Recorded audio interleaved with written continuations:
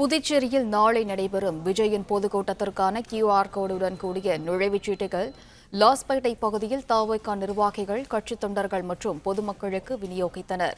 கூடுதல் விவரங்களை வழங்குகிறார் செய்தியாளர் சண்முக சுந்தரம். சண்முகம், வணக்கம். விவரம் என்ன?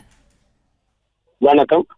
நாளை தமிழக வெற்றி கழகத்தின் மக்கள் சந்திப்பு கூட்டமானது புதுச்சேரி உப்பளம் துறைமுக மைதானத்தில் நடைபெற உள்ளது. இந்நிலையில் அதற்கான ஏற்பாடுகள் செய்யப்பட்ட ஒரு நிலையில் ஏற்கனவே காவல்துறை சார்பில் அறிவிக்கப்பட்டுள்ளது 5000 பேருக்கு மட்டும் அனுமதி என்றும், அவர்களும் QR கோடு உடைய அடையாள அட்டை கொண்டு வருவதற்கு மட்டும் அனுமதி என்று உத்தரவு வழங்கியுள்ள நிலையில் தற்போது அந்த கட்சி நிர்வாகிகள் தங்களது தொண்டர்கள் மற்றும் கட்சி நிர்வாகிகளுக்கு QR கோடினுடைய அடையாள அட்டையை வழங்கி வருகின்றனர். குறிப்பாக லாஸ்பேட்டை பகுதியில் அதனுடைய நிர்வாகி சாமிநாதன் தலைமையில் தங்களுடைய கட்சி தொண்டர்கள் மற்றும் நிர்வாகிகளுக்கு QR கோடினுடைய அடையாள அட்டையை தற்போது வழங்கி வருகிறார். அதே போன்று அந்த பகுதியினுடைய மக்கள் அனைவருக்கும் தற்போது வழங்கி வருகிறார்.